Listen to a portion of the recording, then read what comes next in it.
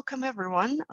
This is our LinkedIn Live, or for those who are watching this in recording, we are going to speak today about attention and business. And my guest today is Thijs Launspach, who is a best-selling author, keynote speaker, and an expert in distractions, busyness, and mental health. Very warm welcome, Thijs. Thank you so much for being here. Thank you. Nice to be here. Thank you. So as we were just chatting before the live stream, we wanted to define where the conversation goes. And we thought it will be a good idea to start with the definition of stress. So obviously, we all used to the idea that stress is related to work, and we see the increase in stress-related issues at work. But is work the only cause of stress? What's your experience, Thijs? No, it isn't. And you're very right. We are used to looking at stress from a work perspective, let's say, through a work lens. But obviously, stress has to do with a lot more than only work. Stress is basically, of course, as you know, the way that your body and your mind reacts to a dangerous situation, whatever that dangerous situation might be.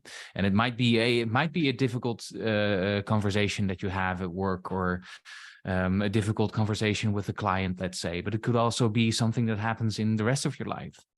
We were just chatting before, and you were telling about having a cat-related problem today. Well, if you have to take your cat to the vet, that might also be a stressor, right? So that's. I think we tend to forget that. Yes, of course, for most people, as we spend a large portion of our time at work, there will be a lot of stressors there. But it is also about the other things that happen in our lives, our relationships, our social life, all of those things matter. Again, distractions, or let's say social media that wants a lot of that basically sort of demands your attention as well, could be a stressor, could be multiple things. So I think we need a broader perspective on what is stress and how to look at it in our lives. Is there more stress, though, in our lives? Well, certainly there is more stress due to technology, right? Due to Yes. Technology speeding our lives up, due to our workplace expecting us to be connected and responding to things. Yeah, so everything is happening at the same time. And I certainly get a feeling that pretty much everyone around me is stressed or sitting in the lotus position while they're not. They're a little bit these two extremes. Like, I don't think like there are like any people left who are just like in the normal pace of life. Well, I would say that sort of our renewed interest in meditation and yoga and breathing exercises has a lot to do with the stress that we are dealing with on a day-to-day basis, right? It's a reaction to it. I wouldn't necessarily say that there's more stress. I think it would totally depend on the individual situations. And I think that there, let's say, are the generation of our parents and generations before had different kind of stressors. Sometimes even more difficult kinds of stressors, let's say, not having enough to eat or having to go through war, those kind of things. But there are, I would say, different stressors nowadays. And it's a different kind of stress that we have to deal with. So I wouldn't necessarily go as far as to say that we have more stress than ever, but I think we have a lot more mental stressors that have to do with the way that we use our brain, let's say. And it have to, as you said, to do with all the technology that we are using that keep us occupied and alert 24/7, let's say. And I think there's another thing that happened, I would say, is that our work has started to become very intertwined with who we are. So our identity and our work have become sort of the same thing, which leads to, especially with let's say higher demands that are placed from work onto us, which leads to a lot of pressure to perform as well. because we don't really only work to earn a wage, but it should be an expression of our purpose in life, let's say. So there's a lot of demands that are placed on us within our work and outside of our work. So in that regard, I think we have to deal with a lot of different sort of mental stressors. Do you think stressors depend on the generation? Do you think like younger people are more stressed? Because we certainly see more problems in mental health among younger people. Yeah, this is a thing that I worry about a lot. We know this from my country as well. I live in the Netherlands. We have a lot of studies nowadays that detail how mental health among adolescents is worsening. We have a lot of burnouts, a lot of anxiety, a lot of those kind of depression, self-image problems, those kind of things. So yeah, I do believe that there's a lot of pressure to perform or pressure to be your best self, let's say. And that we're in a way teaching the youngest generation to deny themselves, to think that they're never really good enough and they should always produce more and be more and take it further for them to be happy with themselves. So I think there are generational factors at play. I think every generation has its set of specific sort of challenges. But I think, yeah, among Gen Z and millennials, mental health has taken quite a kick recently, and it has to do with it has a lot to do with what we demand of ourselves and what society is demanding of us, I would say. Mm-hmm. So it's not just technology to blame. I mean, usually the lines of the newspapers are social media is driving young people mad.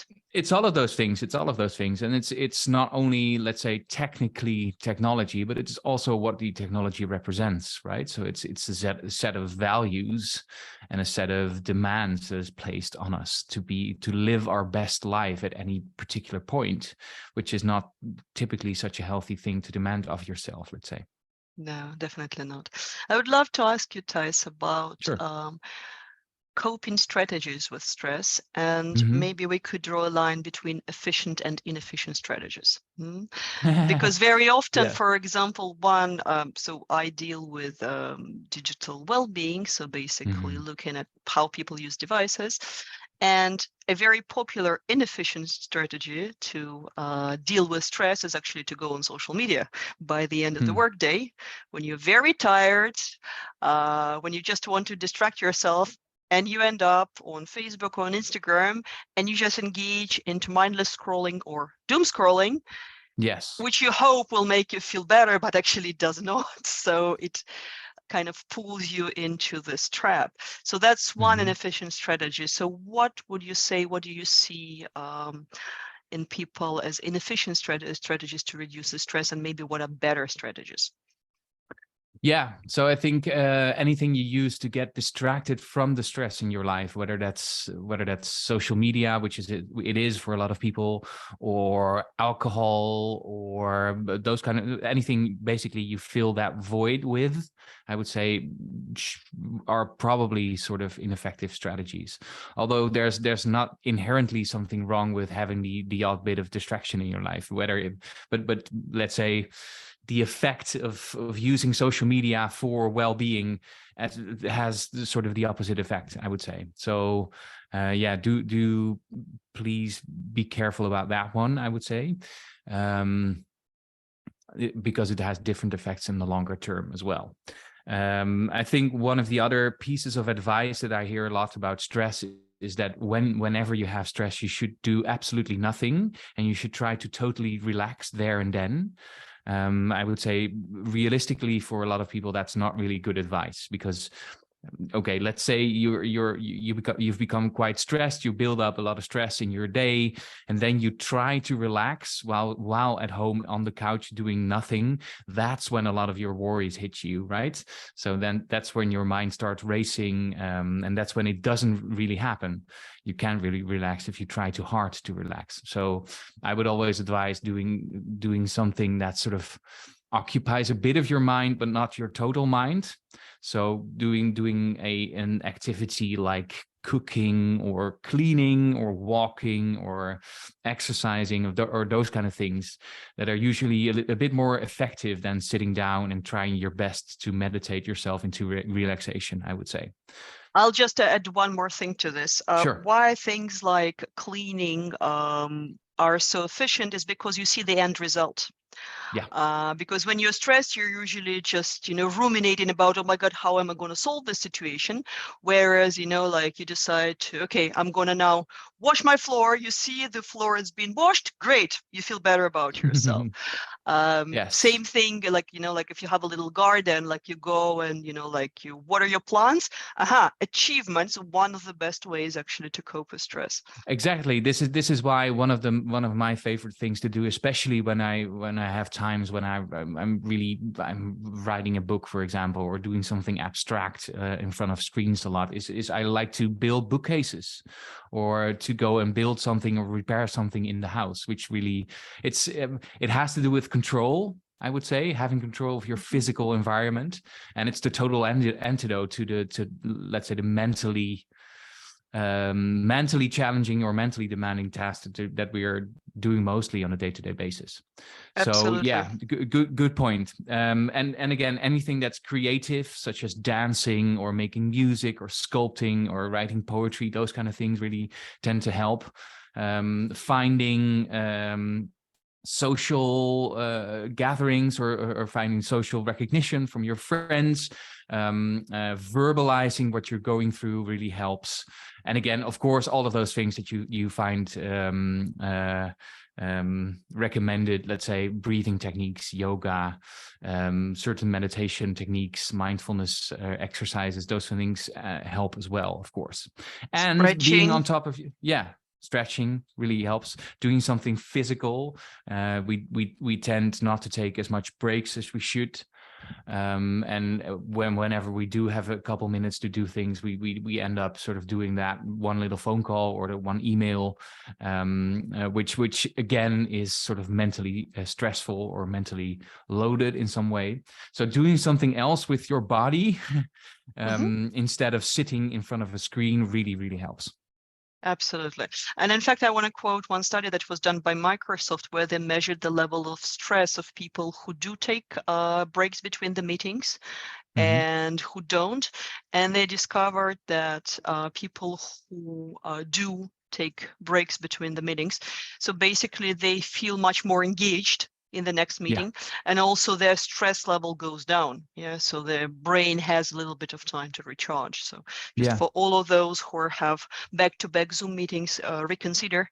Just incorporate. It really helps to 15 at least minutes. have a couple minutes to gather your thoughts. Let's say really helps. And this also touches upon one of the most important things, I would say, because all of the things that we've spoken about up until this point are, let's say, individual strategies. But you're only going to effectively manage your stress via such strategies when there's an environment in which you can actually sort of take care of yourself and you're allowed to take care of yourself. So I think having setting some agreements in your teams about this, if you're a leader, is very important. Being able to ask for help if you might need it, very important within the work environment, and in general not having a too tough an outlook on life within a team as well. So being realistic about that stress sort of goes with the job and goes with the rest of your life and isn't something that's vulnerable necessarily or something bad or something that's wrong about you when you feel a bit stressed. I think these kind of things that have to do with the psychology of stress, how you look at stress also within a team, are very important. Absolutely. I actually wanted to add that one of the biggest factors of stress is attention switching. Yes. So after about 20 minutes of us switching attention, our level of cortisol, the stress hormone, goes up. And obviously, if you work in the team wherein you're constantly interrupted, especially if you work in a remote or hybrid way, and you're trying to work on your presentation and you have hundreds of emails popping up, this inevitably raises your stress levels. So one of the things that you can do as a team leader is to have a conversation around it with your team, around having time to actually work, to do and the deep allowing work. your people, allowing your team to switch off their notifications, of course. And it's very, it's true what you say. I think there's also some research done in which showed that the average sort of knowledge worker gets interrupted every 4 minutes with what they're doing. And if you know that it takes at least a couple minutes to really get into the task that you're doing, that's well, it's detrimental to your performance, let's say. And I think the same research showed that 50% of knowledge workers don't get to 30 minutes concentration on a single task anywhere in the day. Which is something that to be absolutely worried about. So there's a role for management here. There's a role for what the company demands of you. I would say, indeed, making sure that your team is at certain times allowed or even encouraged to concentrate for longer periods of time on a single task. This is where you achieve your best results, I would say. Absolutely. Yeah, and also similar results by Gloria Mark, who was saying that by 2021, knowledge workers were interrupted between every 44 to 50 seconds. Yeah. And the point that I really want to stress out at what Thijs is talking about is that focused work, it's not just a productivity issue, it's also a well-being issue. Yeah. Because if you're constantly interrupting your team members, then you are contributing to their burnouts, and you are contributing to their, potential mental health problems. And in fact, there is also research showing that high cortisol levels can also affect immune system in your gut, which causes allergies, asthma, contributes to autoimmune conditions, and so on. So that is really one important thing to look at. Yeah, and I think there's one further point to make here that I think is very important, because all of these things that you're referring to are basically consequences of what we call chronic stress, right? So staying in the stress response for a longer time. So you have the stress response it's partly psychological, but it's partly physiological as well. It's the famous fight or flight system. The good news is that you can be in the fight or flight response mode for a couple minutes and you're totally fine. So that's not inherently something to be too worried about, let's say. If you have a very important presentation, if there's a cat emergency again, or any other kind of emergency that you have to jump into, there's nothing wrong with feeling a bit stressed for a short period of time.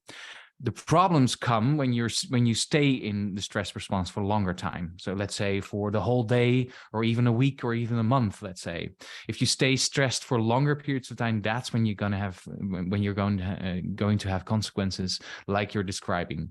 So I would urge people not to be too anxious about being a bit stressed from time to time, because it does come with the job and it enhances your performance in some ways. But to be careful about staying in the stress response. That's the real killer here. Thank you. I would love to ask you about the concept of busyness. Yeah, you have recently published the book Crazy Busy. Yeah. So how do we keep ourselves busy? Why are we, honoring this busyness culture? Yes. Well, there's a couple things here, I would say. So one of the things is it does actually feel good to be busy, to be doing important stuff, and to do your best and to be ambitious. There's nothing wrong with that, of course. But I would say we have to be careful about sort of the excesses of busyness culture. So I think there's especially within, let's say, productivity, the productivity space or the self-help space, there's a true emphasis on being productive all of the time. I think one of the terms there is called, I think, zero downtime, which is basically doing everything productively, so taking a bath but listening to a podcast, or sitting on a train checking your emails, so be productive all of the time, which of course you can't. And I think there's something we associate being busy with status, right? So if you're busy, you must be very important and doing very important things. So this is also one of the things is if you ask people, how are you usually get the response, yeah, I'm very busy, as if that's a good thing in some way, right? Which is something you could sort of debate about, because what are people saying when they're busy? They're basically saying, I can't get my work done within the time that I have, right? So it's not really a positive thing, but we experience this as a very positive thing. So I think there's culturally a lot of emphasis on being busy. So what technically happens is that people feel they have to be busy all of the time, wherever they're busy with, let's say. But I would say that there's an important difference between being effective and being efficient. Let's say efficient is doing a lot of tasks, really combining a lot of tasks and sort of doing that efficiently. And effectiveness has to do with choosing the right things to be occupied with, which is a totally different thing, right? So if you choose to be effective, you don't have to be that efficient, let's say. And you can be efficient in doing a lot of the wrong things as well. So trying to prioritize what is really, really important is, I would say, in general, a way better strategy than trying to do everything at the same time. I'm smiling because I had this conversation recently with a friend of mine who is a very big boss and recently was promoted to an even bigger boss. And he basically works across the time zones. And when I try to advocate for this idea of, work-life balance and everything, he said, yeah, great idea, but at 2 a.m. I have to go because 2 a.m. I have a call with Australia and I have to wake up at 6 a.m. because the US is going to sleep. So I need to have the last call with them. How do you... So my question is a bigger one. How do you actually deliver your message about the importance of slowing down and the importance of being effective? Yeah, no, I would say, to people who actually, they don't even want to pause because they're just running like hamsters in this hamster wheel. Yeah. Very, very good question. Let me say a couple of things about this. So I think one of the negative consequences of being stressed is that you tend to make worse decisions about how to behave and worse decisions about how to spend your time, right? So the more stressed that you are, the worse your decisions are going to be about how to spend your time.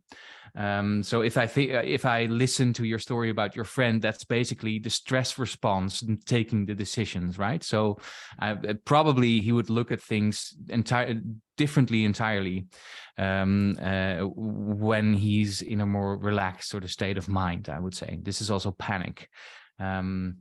In Dutch, we say panic football, which is not the best kind of football, let's say. So one of the things I try to explain to people is that I started looking at it as two separate games. So you have the first game, which is basically the game that we're very good at. So this is being ambitious, setting results, being productive, filling our time with all kinds of tasks, working hard, let's say. This is a very important game. Nothing wrong with working hard. But there's a second game there as well. And the second game is treating yourself in a way, or taking care of yourself in a way that sustains the first game for a long time, because you can work hard for a long time as long as you have some relaxation in between or some recovery in between. And I think being able to take care of yourself in such a way is also taking care of your results. Do you know what I mean? Yeah. So it's unfortunately what we see a lot happening is people that being very driven to sort of play that first game and then running into problems because they don't take proper care of themselves. So taking care of yourself in a way that sustains longer sort of period productivity, I think, is the way to go there. And then again, let me just conclude by saying something about work-life balance. I am a bit critical about the term work-life balance. Because I tend to have a lot of conversations with people about their work and the rest of their lives and their stress levels, and I know exactly zero people with an optimum work-life balance. I think it's kind of a unicorn. It doesn't really actually exist, and it's sort of.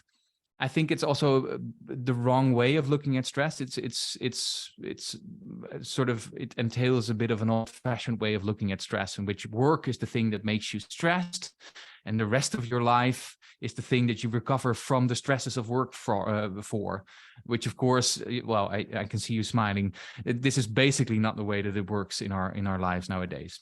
So there's, in the rest of your life, there are also all kinds of stressors. So it isn't about perfectly balancing the two out, I would say, but it is about sort of generating some work-life flexibility, let's say, to have sort of the flexibility to be able to work very hard for those specific times when it's needed. And sometimes you have to trade a bit of your free time for that one very, very particular important work project. And this is just the way that we work nowadays. But then there are other times when something is happening in your private lives. I'm struggling not to take your cat again as an example, but you can. having a cat emergency, or marriage, or having a child on the way, or moving house, or those kind of times in your life when you may all of have these to things trade together at the same time. exactly. where you feel the need to sort of trade some of your work time for more emphasis on your private life, like right. So that's, I would say, more than it is about perfectly balancing the two out, it's about generating this kind of flexibility. I think that's the way to go. Before asking the next question, I just wanted to let our audience know that if you do have questions, then feel free to ask us in the chat, and we still have a couple of minutes to respond to them.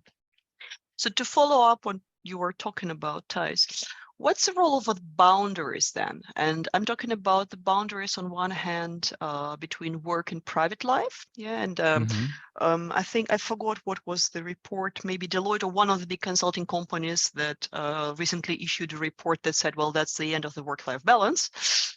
Talk about work-life integration, which, to be honest with you, like for me, it made me really furious because like, no, you know, I'm an entrepreneur. I can decide myself, but I also used to be employed in the corporate world, and you know, yeah, I do want to have certain rules. But also that's about, you know, what we call tech life balance, or, you know, like online, offline. So is that important in your opinion to establish the boundaries, to enforce them, or do you see it works better for most people kind of to have this more flexible boundaries? I think the boring answer to that is that it differs from person to person. And here there are all kinds of personality differences to take into account, or differences about your work situation. I think it's a totally different thing for entrepreneurs or freelancers than it is for people that are employed. So I think it does sort of differ from person to person, and you have certain people that are okay with always sort of working a bit, and that they're quite okay with that, and they feel that it's their right and the best thing to do some emails after 9 in the evening. That's totally fine, as long as you don't, as you're not being responsive 24/7, or you don't feel that you have to be responsive at every minute of every day. So having at least some time off, and some time, let's say during your workday, but also after your workday, whenever that ends, right? I think is very important, because your brain does need some time to shut off as well. And anytime that you're busy with work outside of your work hours, for your brain, that's just work time. That's just more work. And you also need at least some time to focus on the other things in your life, like your relationship, your friends, your family, some play, some other activities that you might do. So I think there's nothing wrong with a bit of work-life integration, as you said, as long as it doesn't mean that you're working 24/7, which unfortunately a lot of people, especially within the corporate scene, are at the moment. Absolutely. Have you seen cases when people were, let's say, really like working in a culture that was very much encouraging the business, and they were feeling stressed, and they would be able to change, like, or personally or on the team level, without actually quitting? And if yes, what helped? Mm. Because it's a great advice, right? Like, go away from the toxic culture. Yes. Like if you're burning out, and if your boss is demanding constantly that you're replying after 10 p.m., why are you staying? But it's not an option for many people. So what are realistically their Well, options I then? would say realistically, sometimes it's easier to switch jobs or switch careers than it is to change the whole company system, let's say. So I don't tend to work with companies that much, but I do work with individuals, and I know a lot of people that burnt out, and especially eventually the solution for them might be to try a different career, try something else to focus on that's more in line with who you are and what your personal values are. So sometimes, of course, toxic culture is really set within a company or within an organization, and then it's quite difficult as an employee to get out of that, short of going somewhere else to work. And again, within the current economic climate, it might be opportune to go somewhere else, with all the personnel shortages that there are. So I think people don't really need to feel stuck in their careers as much. But again, there are organizations when I think there's becoming more awareness. We're becoming more aware also within companies, of the value of mental health and the value of not treating your personnel as throwaway items, I would say, but really investing in their well-being as well, because you have a duty to, I would say. So I do have a lot of, I do talk to a lot of managers or people that are getting very high up organizations that have a history of burnout themselves or have had a burnout at some point, and do take that with them in the way that they're leading the organization. So I would say there's lots of opportunities here for organizations to improve mental health, whether that's about making sure that people don't tend to work until late in the evening or send emails at 10 p.m., or whether that's offering the help that people might need, or offering courses on meditation, or lowering the work demands, all kinds of things that really tend to help. So I think there's a move, let's say, in the general direction of more well-being in companies. But then again, I may be biased because I work a lot with companies that do think that's important, right? So yeah, I do, but I do see a shift happening. Yeah. Just gonna ask one last question, and then I would Sure. love to hear about your routines. So I'm gonna play a devil's advocate here, Yeah. and say yes, it's very important that the mental health is becoming a big topic. However, quote in one of the latest reports that has been done by the UK industry organization, they have surveyed several hundred companies, and basically they concluded that none of the mental health interventions worked. So like no apps, no financing activities, no meditation, no even speakers, which I find very, very hurtful, being a speaker, and probably you as Yes. well. The only thing that worked a little bit was volunteering. What's your experience? How do you measure that something works? Do you actually even measure that in your work, or have you seen companies measuring that?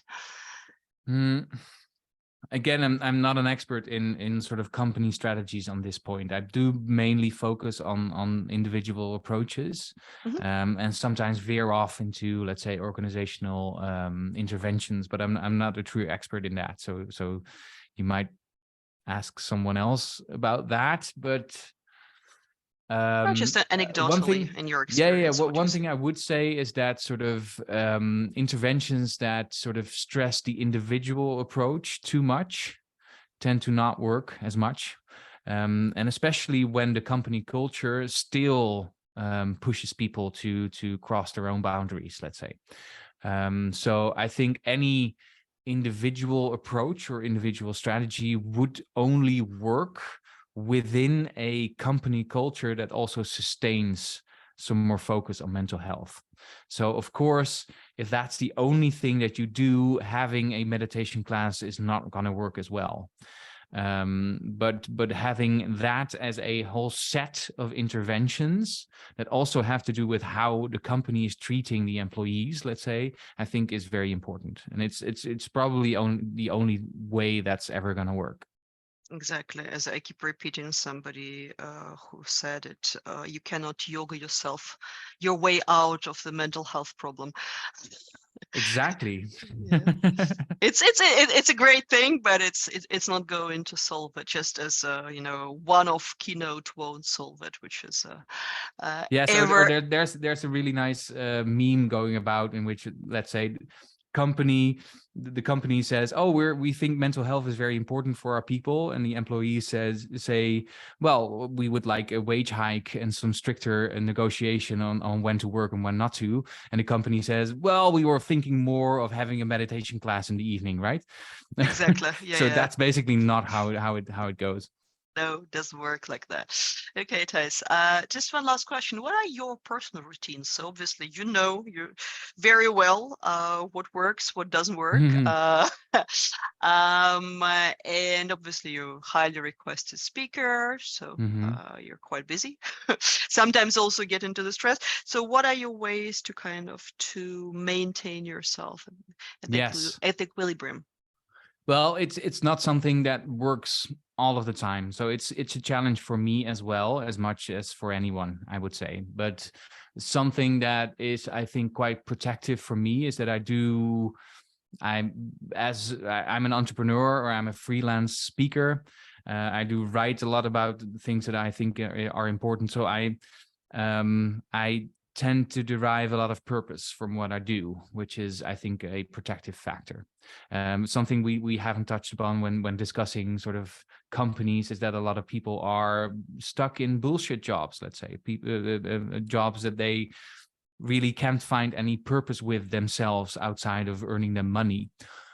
So I think finding something to do, which is aligned with your talents and the things that you think are important in life, is, I think, something that's very important to sustain sort of a career. So that really helps. Then again, I do some meditation exercises. I do a lot of exercising. So I do tend to do sports a lot on a daily basis. Even I have a wonderful assistant who does most of my planning for me. So this tends to help in focusing on the things that really matter the most for me. Those kind of things really truly help. But I think the biggest one is finding something that I want to get up in the morning for. I think is the most protective one.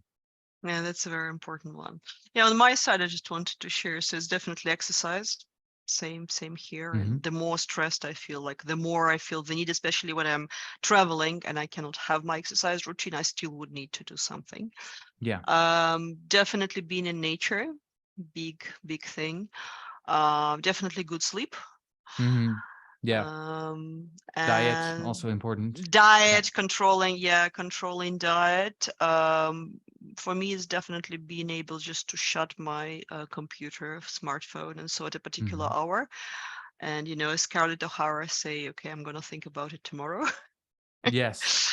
And When maybe just to add one final one, I think having at least some kind of play in your life, very yes, important, whether that's a team sport that you do, or improv comedy, or, well, I have my guitar here, which is one of my biggest yes, ones. So doing something that's creative or playful in some way, that that doesn't as an opposite of being of all of those tasks you do, to be productive, something that's inherently non-productive but fun, I think very important. That's a really great observation. So my invitation for everyone, if you're feeling that you're starting to get stressed, how can you bring more fun into your lives this week? Yeah, what can you do? Something super unnecessary, really, Yes. really fun, but this is actually something that will go into, Yes, make you feel more human. as the philosopher Alan Watts once said, nobody is dancing to get to the other side of the room, right? You're dancing because it's inherently fun to you. Oh, that's a great one. Yes, let's just keep on dancing. Well, with that in mind, thanks so much, Thijs. If You're people welcome. want to read your book, where do they find it? It looks like this. It's called Crazy Busy, and you can find it in the usual places, I would say. So it's yeah, you can find it online and in bookstores. And you also have a book in Dutch, you told me. I have multiple books in Dutch, but so for the Dutch-speaking audience, they can look me up. And my latest book is about social media, which is one of these digital distractions that we talked about. I do hope that at some point I can bring it to the international audience as well. But for now, the internationals will have to do with Crazy Busy. This is great. And just for those who want to go a little bit deeper into the topic of attention and focus, I want to invite you to the 5-day challenge, attention detox challenge that I'm running in the beginning of December. So it's the first week of December, and where we go into actually how we built our habits of being over busy, where we need to stop being busy, and behind the neuroscience of our attention and focus. And you can see more information about it at www.consciously-digital/5DC, like 5-day challenge, 5DC. With that in mind, thank you so much, Thijs. Thijs is on LinkedIn, so if you have any questions to him, you can reach out to him directly.